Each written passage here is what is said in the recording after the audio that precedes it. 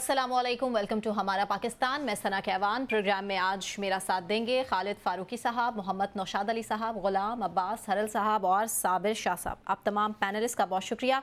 नाजरीन, प्रोग्राम का आगाज़ सबसे बड़ी खबर के साथ, ब्रेकिंग जो कुछ देर पहले अभी सामने आई है, साबिक कमिश्नर रावलपिंडी लियाकत अली चट्ठा की इस स्टेटमेंट के साथ, जिन्होंने धांधली का दावा किया था। अब वो कह रहे हैं कि उन्होंने जो दावा किया था धांधली का कि 8 फरवरी के इंतखाबात में धांधली हुई है, वो किसी के दबाव में किया था। इसमें कितनी सदाकत है, कितनी सच्चाई है? क्या उस वक्त का बयान किसी के दबाव में था या आज का बयान किसी के दबाव में है? इस पर बात करेंगे। पैनलिस्ट के सामने सवाल ज़रूर रखेंगे। दूसरी जानिब जो है, हाफिज़ हमदुल्ला का बड़ा बयान जो कि बड़ा इम्पॉर्टेंट है। PDM पार्ट 2 किसके कहने पर बनी? उन्होंने हकीकत से पर्दा उठा दिया है, इंकशाफ किया गया है, बहुत बड़ा इंकशाफ है। हाफिज़ हमदुल्ला की जानिब से कहते हैं कि शेर और तीर के दरमियान ये शादी किसी तीसरे क़ुव्वत ने ज़बरदस्ती कराई है, और सबसे बढ़कर ये कि बिलावल भुट्टो इस शादी से बेसिकली खुश ही नहीं है। बिलावल भुट्टो जरदारी से पूछ लें वो इस सियासी शादी पर खुश हैं या नहीं। उन्होंने ये तक दावा कर दिया है कि आप पूछ भी सकते हैं। और साथ ही साथ उन्होंने कहा कि मुआहिदा तो ये होना था कि बेरोज़गारी और महंगाई का खात्मा कैसे करें, लेकिन वहाँ बदकिस्मती से इक़्तिदार और कुर्सियों की तकसीम की बात की जा रही है। सवाल सबसे पहला लियाकत अली चट्ठा, साबिक कमिश्नर रावलपिंडी के हवाले से गुलाम अब्बास हरल साहब आप ही के सामने रखूँगी। एक प्रोग्राम में गालिबन आपने कुछ इंकशाफ इनके हवाले से पहले भी किया था कि शायद ये ज़्यादा देर तक बयान चलेगा नहीं और हो सकता है कि यू टर्न सामने आ जाए, तो हम देख रहे हैं कुछ ऐसा ही है। सना, देखिए, मैंने उस दिन भी कहा था आपके प्रोग्राम में कि ये बयान जो है ना तो इन्होंने अपनी मर्ज़ी से दिया है, ना ये खुदकशी करने का सोच रहे थे, और उस वक्त भी ये बयान जो है किसी के कहने पे दिया गया था। और आज अगर इस स्टेटमेंट से भी वो पीछे हटे हैं तो आज भी किसी की मर्ज़ी के मुताबिक वो हटे हैं, क्योंकि जो मतलूबा नताइज थे इस स्टेटमेंट के वो हासिल नहीं हो सके। जो चीज़ें कवर करने की कोशिश की गई इस बयान के नतीजे में वो नहीं हो सकी, क्योंकि अवाम जो है अब बिल्कुल बड़ी बाशऊर हो चुकी है और ये सारी चीज़ों को समझती है, और ये भी समझती है कि ये बयान जो है किस तरफ से आ रहा है और कौन इसके पीछे। तो ये मैं समझता हूँ कि ये बड़ी पुरानी फिल्में हैं जो अब दिखाई जा रही हैं, और जो ये फिल्में देख के थक चुके हैं वो तो ये सोचते हैं कि ये क्यों ख़त्म नहीं होती। अब इलेक्शन भी हो गया है, जो जैसे भी इलेक्शन करवाए हैं अब खुदारा उसको तस्लीम करें। और मैं समझता हूँ कि जितने ये मुकदमे सियासी बुनियादों पे बनाए गए हैं, इनको इससे सियासी जो है वो सियासी इंतशार फैलेगा, और नून लीग जो है और स्पेशली पीपल्स पार्टी, जितनी दोनों जमातें हैं, खुद इसका शिकार रही हैं। इन्हें चाहिए ये इस वक्त एक बेहतर मौका है कि ये PTI के साथ भी डायलॉग करें और एक सबको आपस में जोड़ें, तब ये मसले मसाइल हल होंगे। और जब तक ये इस तरह के बयानात आते रहेंगे और ये आपस में सियासी मुकदमे बनाते रहेंगे, मुल्क के मसले नहीं हल होंगे, तो सियासी इस्तेकाम आएगा, आगे भी नहीं बढ़ पाएंगे। नौशाद साहब, आपको क्या लगता है कि ये चट्ठा साहब का यू टर्न था या फिर ज़बरदस्ती दबाव का बयान आज उनका सामने आया? बिस्मिल्लाहिर्रहमानिर्रहीम। मुझसे पूछिए तो मेरी नज़र में तो ये एक कॉन्स्पिरेसी थी। अच्छा। जिसकी तहकीकात हो रही हैं, और जितना मेरे इल्म में है इसके अंदर बहुत से लोग इन्वॉल्व हैं। अच्छा। आपने देखा होगा कि तहरीक इंसाफ के पहले चेयरमैन जो हैं वो तब्दील भी कर दिए गए हैं। हाँ, क्योंकि ये जो तब्दील किए गए चेयरमैन हैं, अब अली जफ़र साहब का नाम सामने आ रहा है, क्योंकि बैरिस्टर गौहर का नाम भी जो है वो उन तहकीकात में शामिल है। हाँ जी। तो इस तरह के और बहुत से लोग हैं। तो जो ये साजिश थी ये पहले भी कई दफ़ा रचाई गई है। आपको याद होगा वो हमारे प्यारे अफजल वाली बात मैंने आपको बताई थी। एक ज़माने में अफजल खान साहब नमूदार हुए थे, जो इलेक्शन कमीशन से जिनका ताल्लुक था। तो लेकिन इस तरह के ये जो हरल साहब ने कहा है ना, ये जो हरबे हैं ये एक तो बहुत पुराने हो चुके हैं, दूसरा इनका कोई फ़ायदा नहीं है, लोग इन्हें तस्लीम नहीं करते। असल बात यह है कि आप बैठकर सोशल मीडिया पर जितने मर्जी बयानिए बनाते रहें, बयानिए बनाने के बाद उनके अंदर जितनी मर्जी हवा भरते रहें, लेकिन ये साबित बबल ही होते हैं। और नतीजा ये है कि जो ग्राउंड के ऊपर असल में जो काम हो रहा होता है, मिसाल के तौर पर आप ये कहते रहें कि जी हमारे पास जो है वो सबसे ज़्यादा नंबर है और हमारे पास जो हमारी जमात है वो बड़ी जमात है, लेकिन अगर आप किसी दूसरी सियासी जमात के साथ बैठेंगे ही नहीं, उसके साथ हाथ नहीं मिलाएंगे, तो आपके पास वो नंबर पूरा नहीं हो सकता जिससे आप हुकूमत बना सकें। तो अगर ये काम आपने नहीं करना और आपने सिर्फ बयानिए बनाने का काम करना है, तो फिर ये काम आगे बढ़ नहीं सकता। अब मैं और आप जितनी मर्जी बैठकर यहाँ तकरीरें करें, असल में जो मेंबरान असम्बलियों में मौजूद हैं, आप ये देखिए कि पंजाब असम्बली का इजलास कल बुला लिया गया है, वो जो मामला है वो अब किसी तरफ लगने जा रहा है। जो दूसरी असम्बली है उसमें भी बातचीत जारी है। आपने बलूचिस्तान के अंदर भी देखा है कि लोग आपस में बातचीत कर रहे हैं और आगे बढ़ा रहे हैं मामला को। खत्म होने का नाम नहीं ले रहा नौशाद साहब। धांधली की तो आवाजें अभी भी बुलंद हो रही हैं। 14 जमातें जो धांधली की वजह से सड़कों पर हैं। यही तो सना मैं कह रहा हूं कि इस तरह सिर्फ बयानिए बनाने से नहीं होगा। मैं पहले भी आपको ये कहता हूं कि देखिए, जब फर्ज कीजिए कि एक उम्मीदवार धांधली की शिकायत करता है, उसका फर्ज बनता है कि वो धांधली की जो शिकायत वो पेश कर रहा है मीडिया के सामने या सोशल मीडिया पे, वो मुतलका फोरम पर जाकर उसका सबूत वहां रखे और अपना केस लड़े। ये देखिए, आपके ये रावलपिंडी जो कमिश्नर रावलपिंडी वाला मामला है, इन्होंने भी जब प्रेस कॉन्फ्रेंस की, इन्होंने कोई सब्सटेंशियल प्रूफ हमने नहीं रखा। सो नतीजा क्या होता है कि ये वक्ती उबाल जरूर आता है इससे, कुछ लोग इससे परेशान भी होते हैं और किसी हद तक मुआशरे में अनरेस्ट भी आती है, सियासी इंतशार भी बढ़ता है, इसकी हरारत भी बढ़ती है, लेकिन अल्टीमेटली इसका कोई नतीजा नहीं निकलता। शाह साहब, इस सियासी इंतशार को क्या हम सोशल मीडिया कंट्रोल करके, सोशल मीडिया बैन करके, एप्लीकेशंस को बंद करके कंट्रोल कर सकते हैं? Chief justice Sindh high court जिसकी तरफ इशारा कर रहे हैं, फिर ये तो खोलने का हुक्म जारी कर दिया गया, तो फिर खोल देने चाहिए ना। बात ये है कि सोशल मीडिया ने सारी दुनिया में तंग किया हुआ है। अच्छा, जिस आदमी की कोई घर में नहीं सुनता उसके पास सोशल मीडिया अवेलेबल है। बेसिकली तो this is the gutter press. इसने हम सहाफियों को भी बहुत तंग किया कई दफा। तो फिर फेक न्यूज का मौजूद यही है। सही।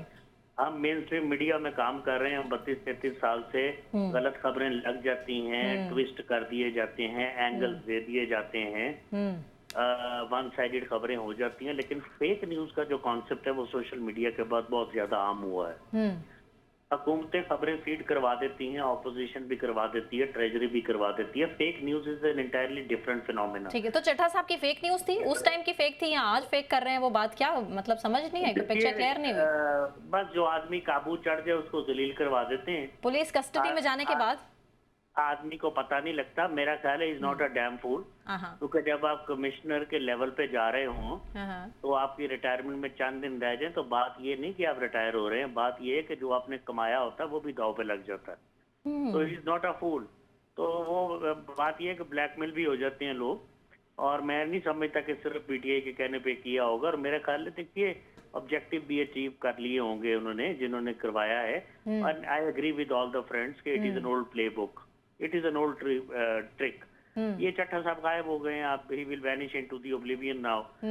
धांधली के जहां तक इल्जामात का ताल्लुक है ना जी, तो अगर मैं पाकिस्तान मुस्लिम लीग नून का हामी बन जाऊं 2 मिनट के लिए, उन्होंने तो कोई आवाज उठाई नहीं है इस तरह। अच्छा। ना उन्होंने कहा कि इलेक्शन कमिश्नर को मुस्ताफी करवा दें। अगर मैं उनका हामी भी बन जाऊं तो एक काम तो हुआ ना जी, क्या? कि जिस पॉलिटिकल पार्टी के पास पोलैरिटी है, सबसे ज्यादा वोट है, ये सीटें हैं, उसको आपने डिबंक कर दिया, उसको आपने फारिग कर दिया। तो अमेरिका में और सारी दुनिया में आज भी मैंने एक आर्टिकल लिखा है न्यूज में कि धांधली की सबसे बुरी शक्ल ये होती है कि जिसके पास सबसे ज्यादा वोट हो उसको इक़्तिदार से महरूम कर दिया जाए किसी भी प्री टेक्स्ट के अंदर। वो आप करने में कामयाब हो गए। सही। अब मसला ये है कि जो अनहोली अलायंस बना है, it is an unreligious alliance in my opinion.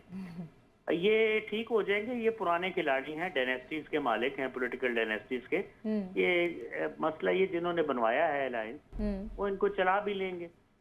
PTI के लिए मसला ये है, मैं पॉइंटर्स में बात कर रहा हूँ क्योंकि आपके पास टाइम कम है। और नहीं टाइम है हमारे पास, लेकिन मैं चूंकि डिफरेंट टॉपिक्स और डिफरेंट एंगल से चीजें सामने रखना चाह रही हूँ, इसीलिए मैं सारे गेस्ट को टाइम देना चाह रही हूँ। इस पर हम बात करेंगे कि दोनों सियासी जमातें अब एक टेबल पर हैं, नून लीग और पीपल्स पार्टी, लेकिन उस तरह से इत्तेहाद देखने में नहीं आ रहा। बॉडी लैंग्वेज कुछ और कह रही है, लेकिन इत्तेहाद मीडिया के सामने कुछ और दिखाई दे रहा है। इस पर बात जरूर करेंगे, लेकिन अभी मुझे अगला जो पॉइंट है, खालिद फारूकी साहब आपसे मुझे सवाल का जवाब लेने दीजिए। ये लियाकत अली चड्ढा साहब की जो प्रेस कॉन्फ्रेंस सामने आ गई है, आप भी यही मानते हैं कि एक्सपेक्टेड था, यही एक्सपेक्टेड था कि जी इसी तरह से यू टर्न सामने आ जाएगा या फिर इनका सॉफ्टवेयर अपडेट कर दिया जाएगा? उस वक्त धांधली की बात कर रहे थे, आज कह रहे हैं कि जी किसी के प्रेशर में किया था, तो क्या इसका मतलब धांधली हुई नहीं?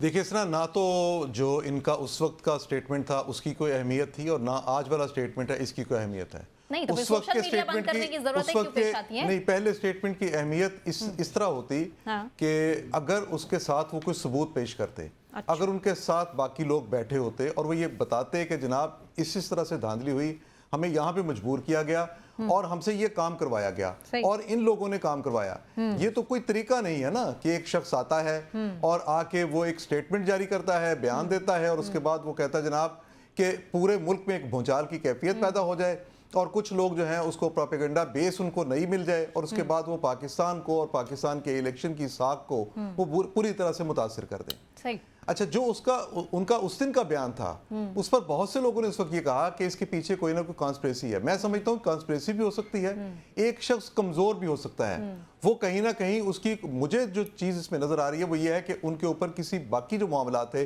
जिसके बारे में बाद में खबरें भी आई, वो प्रेशर था इस तरह का कि जो उनसे कुछ गलतियां सरजद हुई हैं, वहां से उन्होंने निकलने की कोशिश की है। और इस तरह थी दिमागी तौर पर ठीक नहीं है, इसी तरह नहीं, दिमागी तौर पर ठीक, बल्कि ज्यादा दिमागी तौर पर ज्यादा ठीक आदमी होगा और उसने ये मिस्टेक की। सॉरी, मैं बात आपकी कट कर रहा हूँ। दिमागी के हवाले से तो पहले चेकिंग की जाती है। ये पीडीएम की हुकूमत ने एक नोटिफिकेशन किया और उन्होंने कहा कि अगर किसी की भी आम कोई पोस्ट उसको दी जाएगी, उससे पहले एजेंसियां जो हैं वेरीफाई करेंगी कि वो दिमागी तौर पे ठीक है या नहीं है। उसके दिमागी ये बंदा नहीं, ये बंदा दिमागी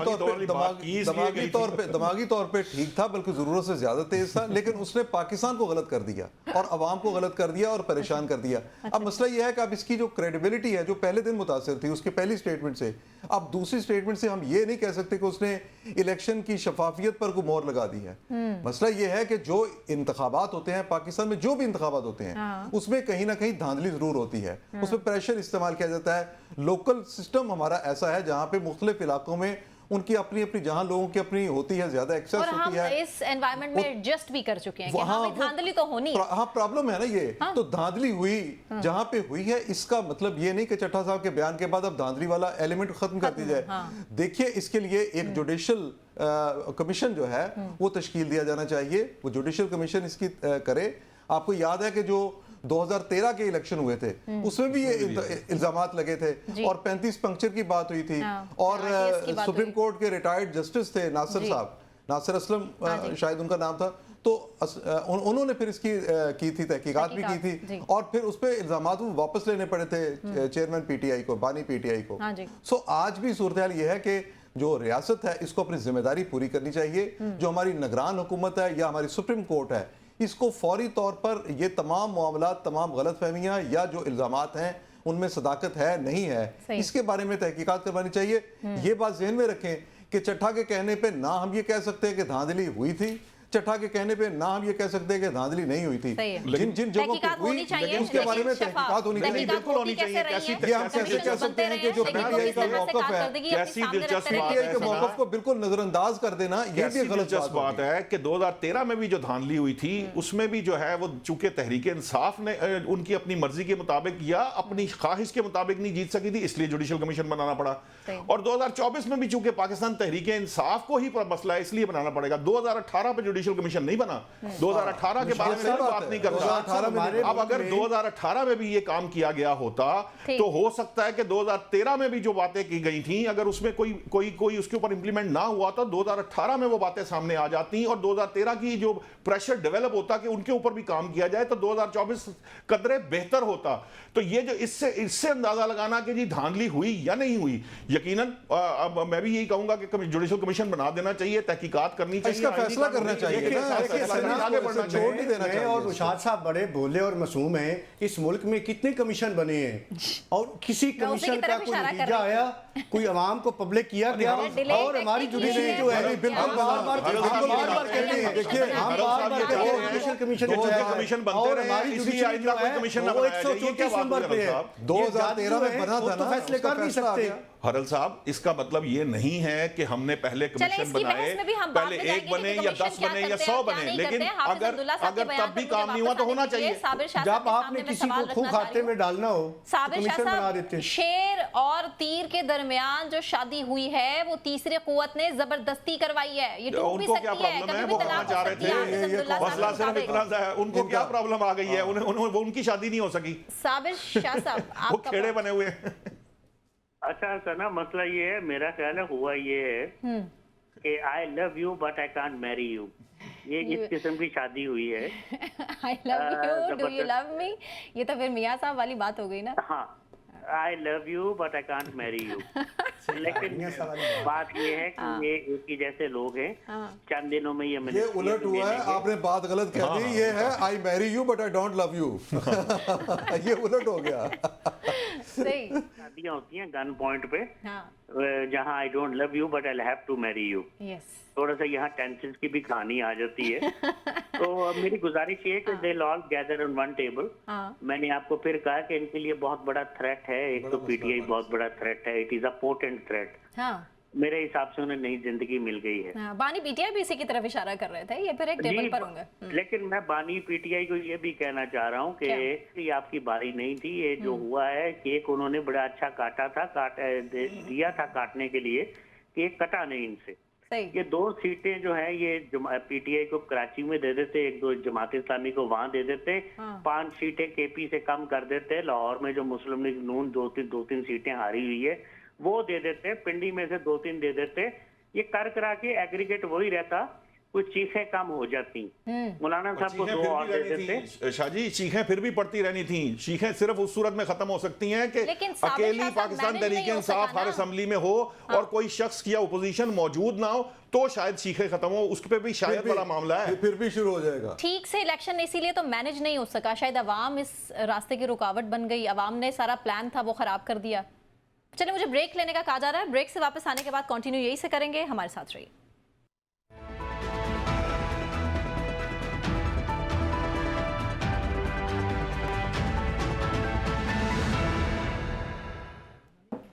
वेलकम बैक नाजरीन, अपने इस सेगमेंट का यहीं से आगाज़ करेंगे हाफिज़ हमदुल्ला साहब के इस बड़े बयान के हवाले से कि कोई तीसरी क़ुव्वत है जो कि नून लीग और पीपल्स पार्टी को फोर्स कर रही है कि वो हुकूमत साजी करें। यही वजह है कि बहुत डिले आया हमारे सामने हुकूमत साजी के हवाले से। पीपल्स पार्टी और नून लीग के जितने दौर मुज़ाकरात के चले उसमें कुछ लचक दिखाई नहीं जा रही थी पीपल्स पार्टी की जानिब से भी। तो सवाल मेरा नौशाद साहब आप ही के लिए, नून लीग और पीपल्स पार्टी को ये हुकूमत साजी के हवाले से आखिर मजबूर कौन कर रहा है? देखिए, मैं हैरान हूँ इस बात पे, मुझे बार बार हैरान होना पड़ता है। एक तो मसला ये है, ये बड़ी सिंपल सी बात है, इसमें कौन सी ऐसी कोई रॉकेट साइंस है जो समझ में नहीं आ रही कि भाई एक जमात के बैक कैंडिडेट की तादाद इस वक्त नेशनल असम्बली में सबसे ज़्यादा है, लेकिन वो किसी के साथ मिल बैठना नहीं चाहती। उसके बाद 2 जमातें हैं जो दूसरे और तीसरे नंबर पर हैं। जो दूसरे नंबर की जमात है वो ये दावा करती है कि वो पार्लिमानी सबसे बड़ी जमात है, क्योंकि कौमी असम्बली में बतौर जमात उनके पास सबसे ज्यादा नंबर है। और एक तीसरी जमात है जो उनसे कम नंबर रखती है, कोई 53-54 है उनके पास। अब अगर पहले जो लोग हैं वो किसी जमात के साथ मिलेंगे तो हुकूमत बना सकते हैं, अकेले वो हुकूमत नहीं बना सकते। किसी के साथ मिल बैठना वो चाहते नहीं है, क्योंकि जिनके साथ बैठकर वो हुकूमत बना सकते हैं उनको वो इनकार कर चुके हैं कि इमरान खान साहब ये कह चुके हैं कि हम इनके साथ नहीं बैठेंगे। जब वो उनके साथ नहीं बैठेंगे तो आपके पास 2 ही रास्ते हैं। एक रास्ता ये है कि आपकी जो बाकी जमातें हैं वो मिलकर हुकूमत बनाएं, या दूसरी सूरत यह है कि वो इनकार कर दें और इनकार की सूरत के अंदर आप री इलेक्शन की तरफ जाएं। अब दूसरी सूरत का मामला यह है कि आपको मालूम है अच्छे तरीके से कि इस वक्त पाकिस्तान की पोजीशन क्या है। पाकिस्तान के पास 13 करोड़ अरब डॉलर जो है वो इक्विटी में है उसके, और उसके बाद 24-24.5 अरब डॉलर जो है वो सालाना उसकी वो पेमेंट्स करनी है जो कि आपने लोन ले लिए हैं। अब इन हालात के अंदर आपने फौरी तौर पर मईशत को संभाला देना है, हुकूमत बनाकर आपने IMF के पास जाना है।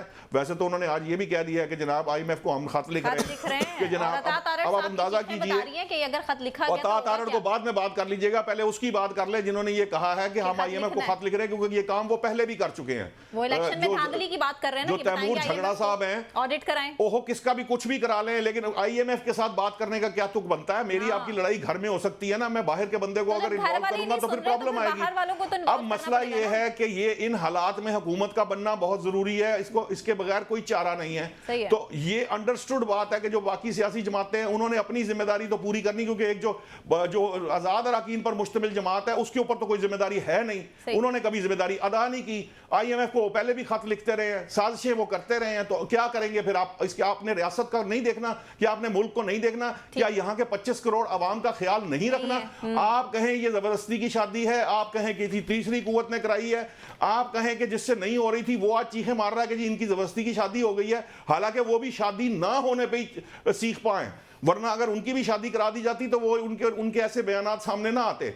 सो ये सारा जो रफड़ है, ये सारी जो बातचीत है कि मुझे किसी की शादी पे इसलिए एतराज है कि मैं उसके अंदर सरबाला नहीं बन सका, अगर मैं शहबाला बन जाता तो मैं बड़ा खुश होता। तो इसका कोई फायदा नहीं है, इन बातों से कोई नतीजा अखज नहीं होगा। आप जितनी मर्जी डिबेट कर लीजिए, अल्टीमेटली जिन्होंने हुकूमत बनानी है वो हुकूमत बनाने जा रहे हैं, और जिन्होंने हुकूमत चलानी है वो हुकूमत चलाना शुरू कर देंगे। उसके बाद का मामला आप जरूर कह सकते हैं हुकूमत बनाने जा रहे हैं। अब्बास साहब, फैसल वाडा की स्टेटमेंट, कदम बढ़ाओ नवाज शरीफ, कोई तुम्हारे साथ नहीं, ये कोई में कौन कौन आता है? पीपल पार्टी तो है, मुत्तहिदा कौमी मूवमेंट तो है, आईपीपी भी है, तो उसकी फैसल वाडा साहब की बात तो गलत साबित हो गई ना। पीपल्स पार्टी है तो सही साहब, बात तो गलत है। एस्टैब्लिशमेंट किस तरह से किसके साथ है? मियां जावेद लतीफ साहब ने इशारा कर दिया कि जी हमारे साथ तो नहीं है जो हमारे साथ हुआ इलेक्शन में। तो अब्बास साहब, ये कोई कौन है जो इनका साथ नहीं देना चाह रहा? देखें, वही है जो जबरदस्ती शादियां करवा रहा है, और हमारे मुल्क में ये पुरानी रवायत है कि ज़बरदस्ती शादियां करवाई जाती हैं, और जैसे ये शादियां करवाई जाती हैं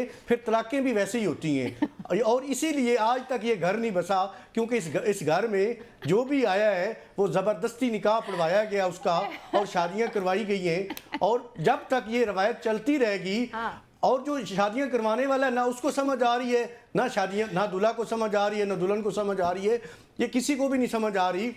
और ना लड़का चेंज कर ले ना कुछ भी, जब तक आप लोगों की जो ज़ाहिर रहे है उसके ऊपर कादगन लगाएंगे, लोगों की जो रहे है उसका एहतराम नहीं करेंगे, और अपनी मर्जी से लोग शादियां नहीं करेंगे, तब तक ये घर नहीं बनेगा।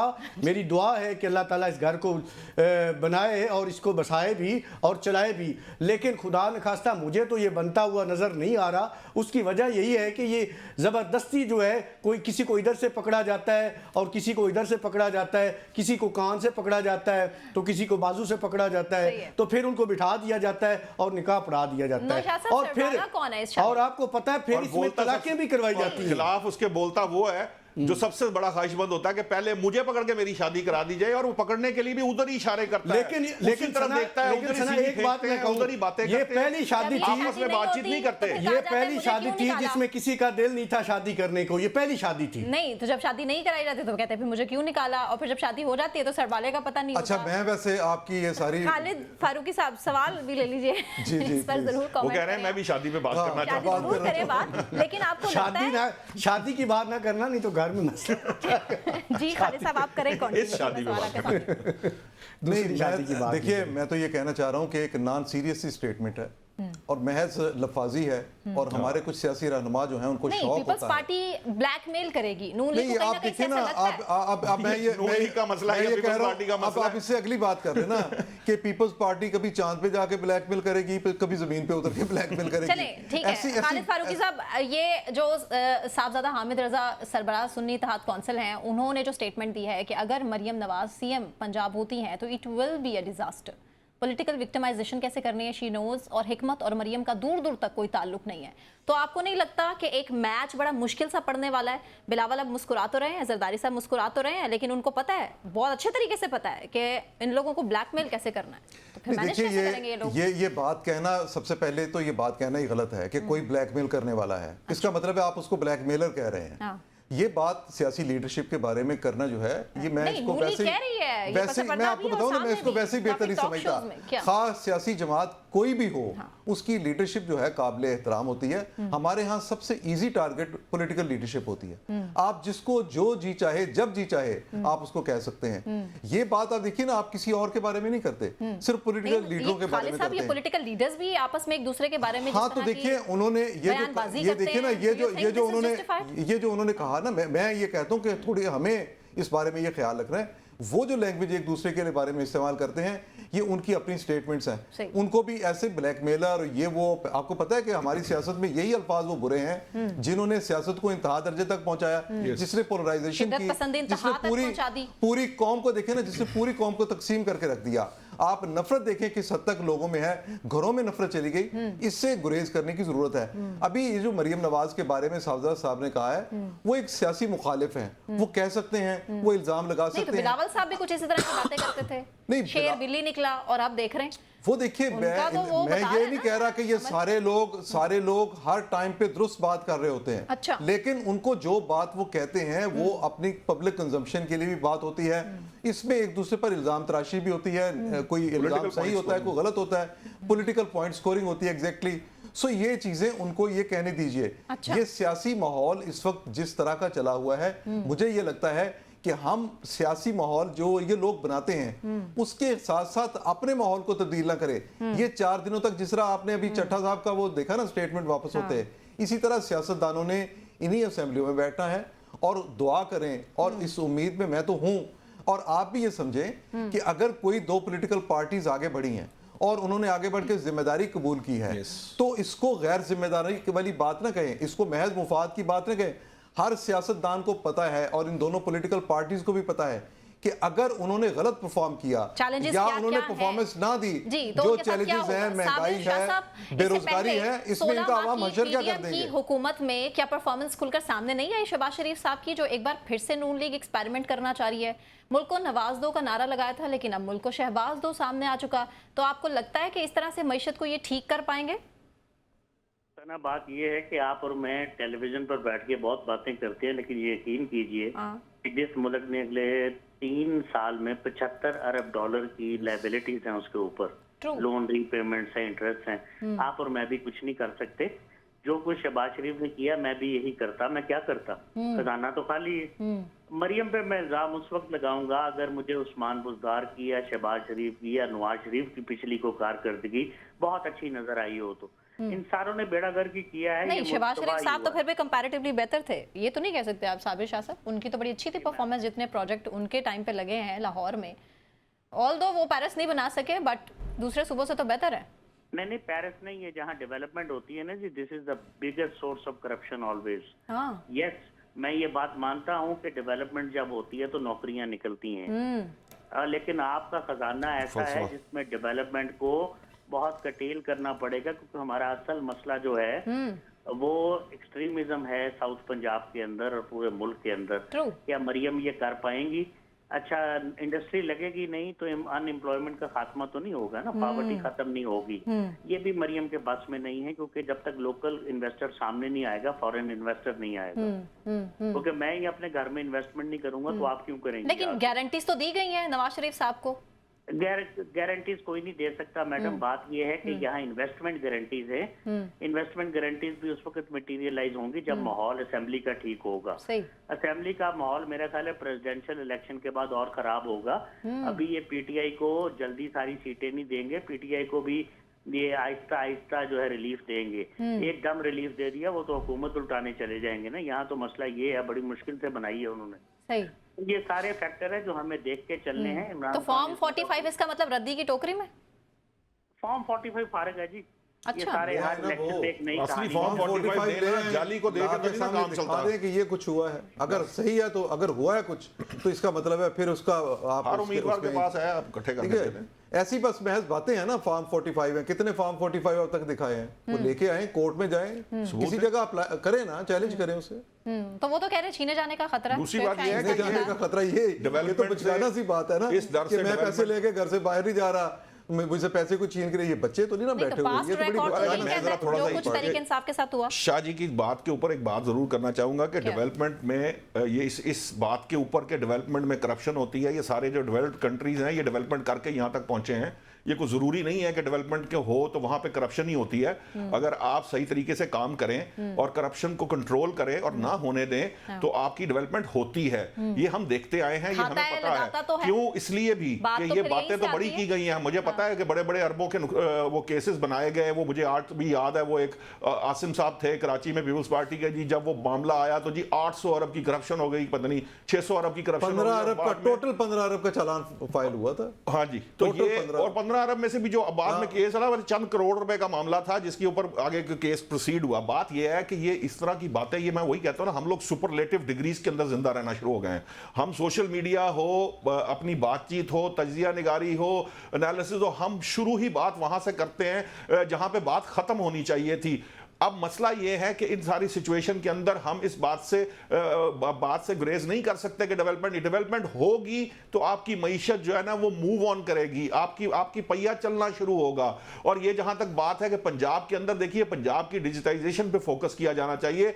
आईटी वो इंडस्ट्री है, मैं आज चैलेंज करके कहता हूं, आप आईटी को अगर सिर्फ 1 साल फोकस कर लें, आप 60 से 70 अरब डॉलर की जो है ना एक्सपोर्ट बना सकते हैं सिर्फ आईटी इंडस्ट्री की। सिर्फ आईटी को पाकिस्तान फोकस कर ले, अगर समझ ले, तो ये एक बहुत बड़ी इंडस्ट्री है जो कि जॉब ओरिएंटेड है, जिसमें जॉब बेशबहा है और इन्वेस्टमेंट बहुत कम है as compared to other industries. उसके अलावा आपके पास एग्रीकल्चर बना बनाया अल्लाह की तरफ से दिए हुए रिसोर्सेज मौजूद हैं, मादनियात मौजूद हैं। आपके यहाँ वसाइल की कमी नहीं है। दुनिया में वो मुल्क भी तरक्की कर गए जिनके पास वसाइल बहुत कम थे, लेकिन वहां के लोगों ने अपनी सिंसेरिटी के साथ, अपनी मेहनत और एफर्ट के साथ अपनी मईशत को इस लेवल पे ले गए कि वो दुनिया की बेहतरीन मईशतों में उनका शुमार होता है। हमारे जो ये तमाम तर वसाइल हैं, इनको अगर सही तरीके से इनके पोटेंशियल को एक्सप्लॉइट किया जाए, इनको बुरुए कार लाया जाए और इसकी मैनेजमेंट बेहतर हो, तो आप with in couple of years time, 2 साल के अंदर अंदर आप अपनी मईशत को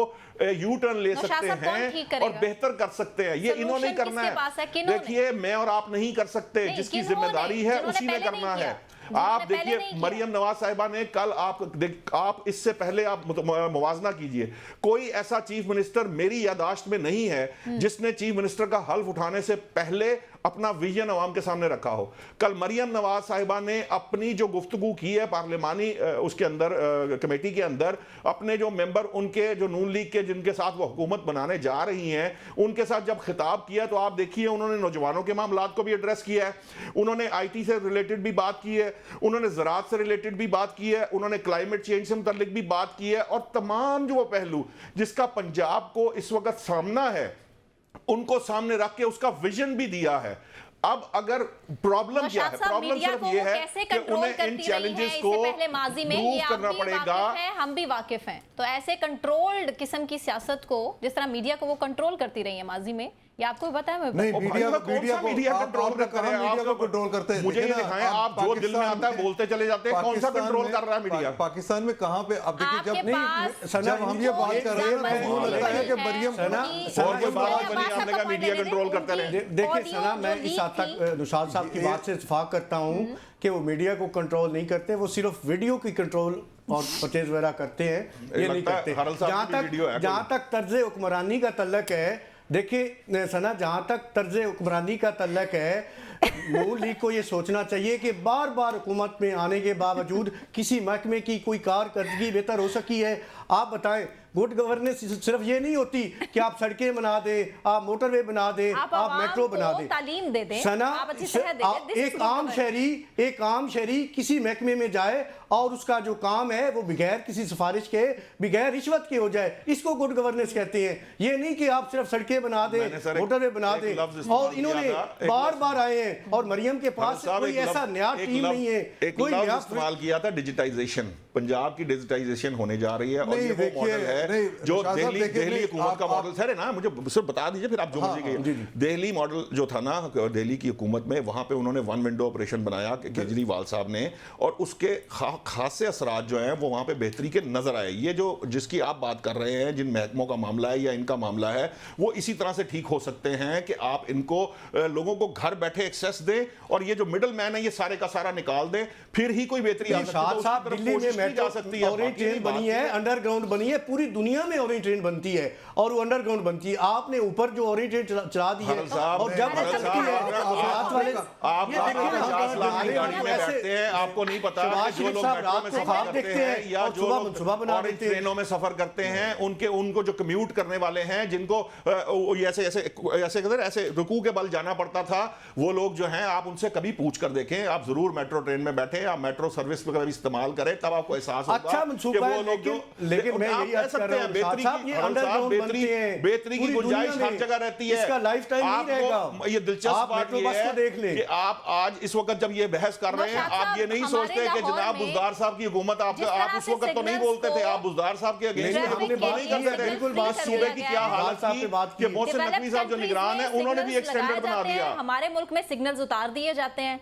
हमारे तो यकीन करें पाकिस्तान में सूरत हाल वो है कि हम डेवलप्ड कंट्रीज से सीखते हैं, लेकिन कुछ उलट करके। खालिद साहब, मोहसिन नकवी साहब की परफॉर्मेंस तक से मरियम तो बिल्कुल सेटिस्फाइड नहीं, तो वो तो कह रही है कि जी ये जगह जगह कचरा है, कूड़ा है, क्रिकेट है। अब लेकिन ये है कि देखना यही है कि उनकी परफॉर्मेंस कैसी रहती है। देखिए सना, मैं तो इस बात पे हैरान हूं कि हम या तो मरियम नवाज शरीफ की मुखालफत कर रहे हैं या हिमायत कर रहे हैं। अच्छा। मसला ये है कि हर हुक्मरान को काम करने के लिए वक्त चाहिए। सही। जो कुछ पहले होता रहा, मैंने तो ये देखा है कि आज किसी बंदे को उठा के लाहौर में ले आए जिसने 20 साल पहले लाहौर देखा था, उसे पूछे कि लाहौर शहर में कोई तब्दीली आई है, उसे पूछे कि गुजरांवाला, फैसलाबाद या और बड़े शहर जो हैं इनमें कुछ तब्दीली आई है, कोई नेटवर्क तब्दील हुआ है, कोई आपको इस शहर में कुछ जिद्दत इन शहरों में नजर आई है दुनिया के मुकाबले में, क्या हम उसी तरह पसमानदा है? तो आपको वो लाहौर को पहचानेगा नहीं। आप किसी लाहौर वाले को भी कहें कि वो जो साल पहले लाहौर था, 2 साल पहले था, क्या आज हम वहीं पे खड़े हैं? तो लाहौर में यकीनी तौर पे काम हुआ है। हम हर बात को निगेट कर देंगे, हम हर बात की तरफ ये जाएंगे कि हमारे यहाँ करप्शन हुई, हमारे यहाँ धांधली हुई, हमारे यहाँ बुराई हुई। आप इंडिया से आए किसी गेस्ट से पूछे, वो लाहौर में आके परेशान हो जाता है। कराची वालों से पूछ ले, कराची वालों से पूछे। एक मिनट पहुंच गई और एक सेकंड जरा खामोश रहे ना, बात आप दुनिया के साथ मुकाबला करें भाई, बात तो सुने ना, बात तो पहले दुनिया जिसे हो तो जाए, बात तो सुने ना। अब ये क्या, हम हर चीज पे, हमारा पाकिस्तान उससे भी बढ़कर है। हर चीज देखिए ना, हर चीज में हम एक नुक्स जो है वो ढूंढते हैं। मसला ये है कि वाकई ये बात सही है कि कराची में, इंडिया में, वहां से आने वाले आप हॉस्पिटल में जाते हैं तो आपको पहले सिफारिश ढूंढनी पड़ती है। आपके ख्याल में पूरी दुनिया में हॉस्पिटल में जाके देखें, आपके गेट पे रिसीव करते हैं आपको। भाई बुज़दार के दौर में भी अच्छे काम हो गए थे। साबिर साहब, मुझे सिर्फ ये बता दीजिए कि नवाज शरीफ साहब ज़राए हमें ये कह रहे हैं कि एक ऐसी टीम उन्होंने तश्कील दी है जो कि मरियम नवाज साहिबा को मुकम्मल तौर पर रहनुमाई फराहम करेगी कि उन्होंने सूबे में किस तरह से चलना है, काम कैसे होगा, क्योंकि जाहिर है नवाज शरीफ साहब एक्सपीरियंस्ड हैं, लेकिन मरियम नवाज और नवाज शरीफ के मिजाज में बहुत फ़र्क है। धीमे हैं नवाज शरीफ साहब, लेकिन उनकी बेटी उनके बरक्स हैं। तो आपको लगता है कि मरियम सुनेंगी नवाज शरीफ साहब के आने वाले दिनों में?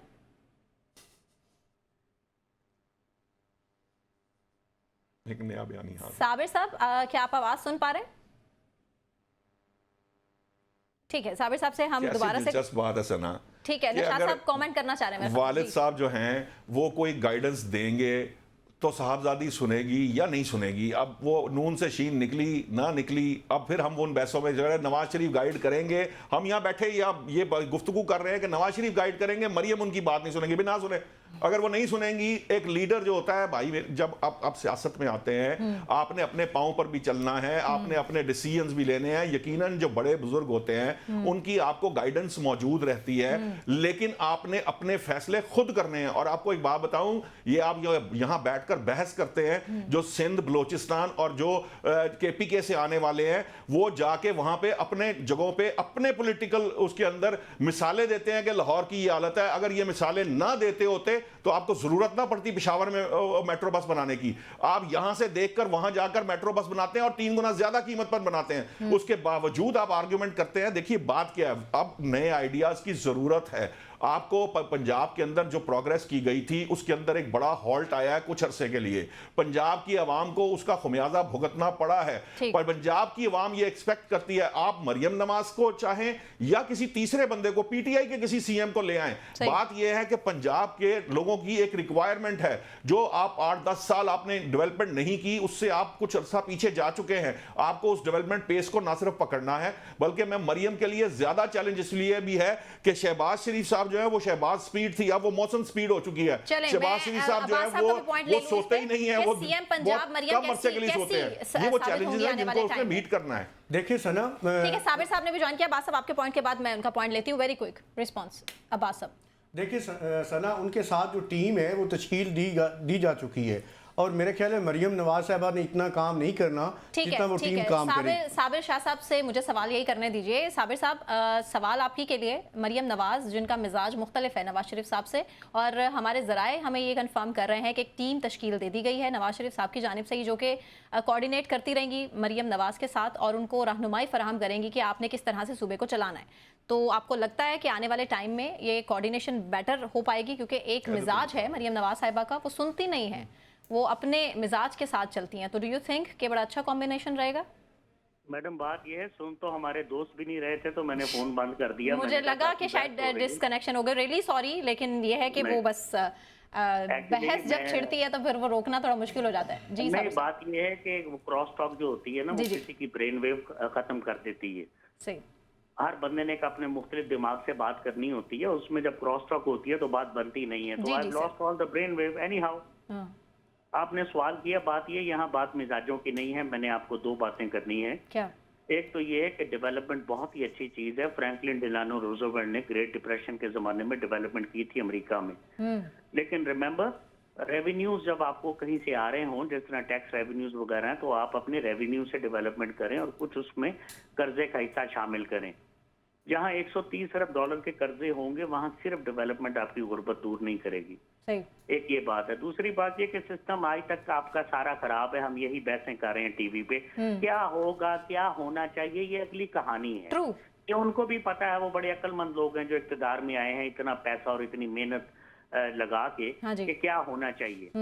अब मसला ये कि ये 25-26 करोड़ का मुल्क है और इसमें एथनिक और लिंग्विस्टिक डिविजन्स हैं, सेक्टेरियन वायलेंस है, टेररिज्म है। एक दिन में मामला ठीक नहीं होंगे। सही।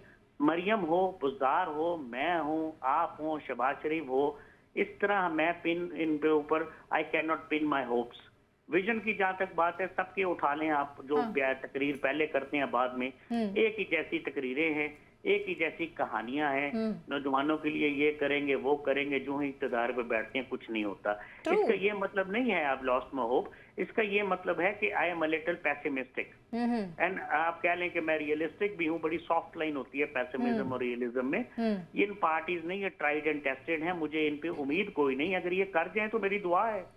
इमरान खान को समझना चाहिए उनकी बारी नहीं है इस दफा। ठीक है, तो आपको लगता है जब उनकी बारी आएगी वो बेहतर परफॉर्म कर पाएंगे? जिस तरह से अवाम ने मैंडेट दिया है, अवाम समझती है कि वो कर पाएंगे? इमरान खान ने 1333 दिन हुकूमत की, कुछ भी नहीं किया। वो अवाम ने इसलिए वोट दिया था। अच्छा। सिर्फ उतारने का जरा तरीका लीगल तो बिल्कुल था। अच्छा। लेकिन थोड़ा सा इमोरल था मेरे नजदीक, क्योंकि एस्टैब्लिशमेंट हमेशा खुल के सामने आ जाती है। वरना इमरान खान ने भी कुछ नहीं किया। बेड़ा गर्क जो महंगाई का हुआ ना, उसका आगाज इमरान खान ने किया। शहबाज शरीफ ने मुकम्मल बेड़ा। नहीं तो कोरोना था ना उनके टाइम में, कोरोना में जिस तरीके से उन लोगों ने, अभी तो कोरोना मैडम आया ही नहीं। सही। अभी तो आने वाला टाइम मजीद नहीं, खुदा ना खासा उस तरह कोरोना आ जाता तो इमरान खान ने क्या करना था। अच्छा। ये आपको, हाँ, ये खुशकिस्मती है इस मुल्क की कि अल्लाह ताला ने हमें बहुत बचाया है। इमरान खान ने कोई भी एक काम ठीक नहीं किया और ना इन्होंने किया है जो इक़्तिदार में बैठे। ठीक है साबिर साहब, यहीं से कंटिन्यू करेंगे लेकिन एक ब्रेक के बाद। साबिर साहब यहीं कंटिन्यू, लेकिन एक ब्रेक के बाद हमारे साथ रहिए।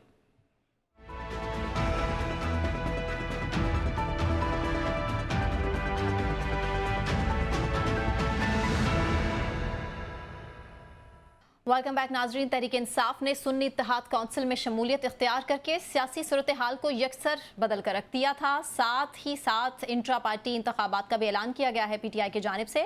3 मार्च ये डेट है। अब देखना यह है कि मुबैना तौर पर इलेक्शन कमीशन का जो तहरीक इंसाफ के साथ यकतरफा रवैया इससे पहले रहा है, क्या वो जारी ही रहेगा या फिर तहरीक इंसाफ को भी रिजर्व सीट्स मिल जाएंगी जिस तरह से मिल रही हैं नून लीग और पीपल्स पार्टी को भी। अभी कुछ देर पहले की खबरें हैं। साबिर साहब, आप से सबसे पहला सवाल, तहरीक इंसाफ को लगता है कि रिजर्व सीट्स मिल जाएंगी? ही मिलेंगी। देखिए, सिस्टम भी चलाना है, सारा कुछ उनको पहले ही दे दिया तो वो मेरा ख्याल है कि एकदम नो कॉन्फिडेंस की तरफ चले जाएंगे। सही। अभी बहुत सारी डील्स होंगी। अभी इमरान खान के साथ बहुत सारी बातें होंगी जेल के अंदर। डील्स मतलब डील्स तो हमें पहले भी कुछ तरदीद नजर आ रही है इस हवाले से कि कोई डील नहीं हो रही है। बात ये कि एस्टैब्लिशमेंट की जुबान में मैं बात करूं तो he will have to behave. PTI will have to behave in order to get all the seats, क्योंकि सीट्स मिल जाएंगी। he will be in a good majority. Just for the sake of country. और जहाँ तक U-turns की बात है, he can join hands with PPP any time। वो तो MQ के साथ भी बैठ गए थे। So this country will head towards a greater chaos। तो ये कोई सारे मामला तय होंगे कि हुकूमत कुछ अर्सा चले, बजट तक तंग न किया जाए, कुछ IMF की अगली किस्त आ जाए। So you are quite hopeful कि मिल जाएंगी, लेकिन gradually। एकदम से ग्रेजुअली नहीं। मिलेंगे जी, इनको ठीक है। फौरी नहीं दी जा सकती माँ ठीक को। ठीक ठीक। अब्बास साहब, आपको क्या लगता है कि देखिए इलेक्शन सना, ये कमीशन का सवाल जो है रवैया भी है, बुनियादी तौर पे एक गलत उसका है। एक्सपीरियंस तरीके पास इंसाफ को सीटें नहीं मिलनी, सीटें अगर मिलनी है, रिजर्व सीट्स जो है वो सुन्नी इत्तेहाद कौंसिल को मिलनी है। तरीके इंसाफ जो है उसके तो कैंडिडेट उससे निशान ले लिया गया और उसके बाद जो है सुन्नी इत्तेहाद कौंसिल के साथ वो आज़ाद जीते हुए उम्मीदवार शामिल हो गए। अब उन्होंने जो है क्लेम करनी है कि हमें रिजर्व सीट्स दी जाएँ, लेकिन उन्होंने चूँकि एक अलहदा जो लिस्ट उस वक्त जो है इलेक्शन कमीशन में दायर करनी थी उन्होंने शामिल नहीं की, तो इस वजह से उसमें चूँकि लिमिटेशन भी है तो जो इलेक्शन कमीशन तय करता है तो वो इस वजह से शायद उनके सामने ये कानूनी रुकावट है। और दूसरी बात ये है कि नवाज शरीफ के हवाले से चहम गोइयाँ जारी हैं कि नवाज शरीफ साहब जो है उनकी कबूलियत नहीं है। अच्छा। कबूलियत उनकी है, उनको लंदन से लाया गया, अखबारों पे वज़ीर आज़म बनाया गया, तो उनके मुकदमे जिस तरह खत्म हुए। बात यह है कि उनके ऊपर एक यास्मीन राशिद जो है उसने केस किया हुआ है, उनको डर है कि मैं डी सीट ना हो जाऊं। जब वो डर खत्म हो जाएगा तो फिर वो की तरफ से तरीके इंसाफ को कोई रिलीफ मिलेगा रिजर्व सीट्स के हवाले से? आप मुझसे पूछ रहे हैं? जी जी खालिद साहब। देखिए, ये तो अभी इलेक्शन कमीशन फैसला करता है। अगर तो पीटीआई के जो आज़ाद उम्मीदवार हैं या जो सुन्नी इत्तेहाद कौंसिल है उनका केस दुरुस्त हुआ, उन्होंने पहले से अप्लाई किया हुआ और वक्त पे अप्लाई किया हुआ, तो हो सकता है कि उनको सीटें मिल जाएं। लेकिन मेरा अपना ये ख्याल है कि शायद उन्हें उतना रिलीफ ना मिल सके और उन्हें आला अदलिया में जाना पड़े। सुप्रीम कोर्ट में वो जाएंगे, वहां अपना केस लड़ेंगे और उसके बाद क्या लगता है कि इलेक्शन कमीशन कहीं ना कहीं से लचक दिखाएगी, तरीके इंसाफ को कोई रिलीफ मिल पाएगा? देखिए, मैं ये बात कर सकता था अगर मुझे कोई लगता कि कानूनी तौर पर उनका केस मजबूत है। अब असल में सुन्नी इत्तेहाद काउंसिल ने लिस्ट जमा कराई है या नहीं कराई, ये एक सवाल है। नहीं कराई तो उनको शायद नशिस्तें नहीं मिलेंगी, चाहे कुछ भी हो। उसकी वजह यह है कि कुछ प्रायर कॉम्प्लिकेशंस होती है। जब तक आप कानून के पहले चीजों को तय नहीं करेंगे तो बाद में कानून उस पर रिलीफ नहीं दे सकता। तो मुझे नहीं लगता कि पाकिस्तान तरीके से अब है ही नहीं, अब तो सुन्नी इत्तेहाद काउंसिल की बात की जानी चाहिए। और उसके ऊपर भी प्रॉब्लम है, उसमें भी फॉरेन फंडिंग के केसेस और जिस तरह दूसरी दीगर बातें हैं वो आई हैं। इसी वजह से अब जो है पाकिस्तान तरीके इंसाफ फौरी तौर पर इंट्रा पार्टी इलेक्शन की तरफ जा रही है, क्योंकि जैसे ही आज़ाद अरकान ने सुन्नी इत्तेहाद काउंसिल को ज्वाइन किया उसके फौरन बाद ये खबरें आनी शुरू हो गई कि सुन्नी इत्तेहाद काउंसिल के ऊपर भी फॉरेन फंडिंग के मसाइल हैं जो चैलेंज किए जा सकते हैं इलेक्शन कमीशन में, और उनके लिए मसाइल पैदा हो सकते हैं। इंसाफ की मदद के लिए आगे आएगा वो भी चैलेंजेस को निमटने के लिए तैयार रहे। नौशाद अली साहब आपका बहुत शुक्रिया, साबिर शाह साहब आपका शुक्रिया, गुलाम अब्बास हरल साहब और खालिद साहब आपका बहुत शुक्रिया। मुझे सना को इजाज़त दीजिए, अपना ख्याल रखिए, अल्लाह हाफ़िज़।